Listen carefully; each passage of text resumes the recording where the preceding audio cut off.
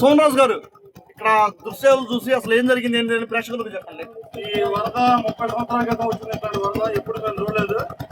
ఈ మారుమూల ప్రాంతాల గ్రామాలన్నీ కూడా మునిగిపోయి ప్రజలందరూ కూడా చాలా హృదయ విదారకంగా సరైనటువంటి పరిస్థితులు లేక, కరెంటు లేక, ఆహారం లేక, నీరు లేక చాలా ఇబ్బంది పడుతున్నారు. కుందవకోట నుంచి మేము యువజన బృందం మంది కలిసి మరి క్రీస్తులాంటి అనే గ్రామాలకు వెళ్ళి మా పల్ల పరిధిలో మరి భోజనం, మంచినీళ్ళు అందించాలని మేము తీర్మానం చేసుకుని బయలుదేరాము. ప్రభుత్వం వారికి మా గ్రామాంతర ఈ కార్యక్రమాన్ని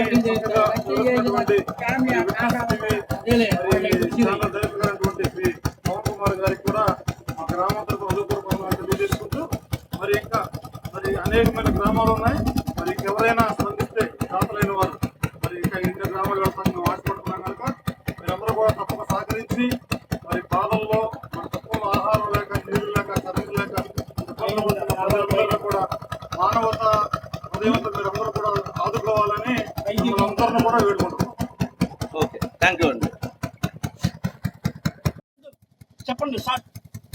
గత 30 సంవత్సరాల క్రితం ఇదే పడవలో మేము వెళ్ళి కొన్ని గ్రామాలకి మా తోచినంతతో మదర్ తెరెసా నగర్ నుంచి మేము కొంతమందికి పెట్టి భోజనాలు ఇచ్చాము.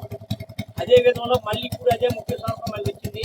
మళ్ళీ ఈ రోజుని మదర్ తెరెసా నగర్ నుంచి మళ్ళీ ఈ మా తోచిన దాంతో మా గ్రామం పెద్దలతో అందరితో కలిపి క్రీస్తులాంటి అన్న గ్రామానికి వెళ్ళి లీడానికి పెట్టుబడి మేము వెళ్తున్నాము.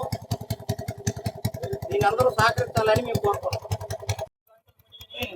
మేము గోడ నుంచి ఒక 20 మంది వచ్చి ఆహారం పట్టాలు సప్లై చేస్తున్నాము. లంకలన్నీ మునిగిపోయి మీరు కూడా సహకరించండి. లంక ప్రజల్లో లంక గ్రామాల్లో మేము నివసిస్తున్నాము. మా ఊర్లన్నీ కృష్ణానది పొంగటం వల్ల ఊర్లన్నీ మునిగిపోయినాయి. మా అందరికీ ఆహారం తీసుకొని వచ్చారు. చంద్రబాబు తోట నుండి ఆహారం తీసుకొచ్చి వీళ్ళందరికీ మాకు ఆహారం ఇస్తున్నారు. ఎంతో ధన్యవాదాలు చెప్తున్నాను.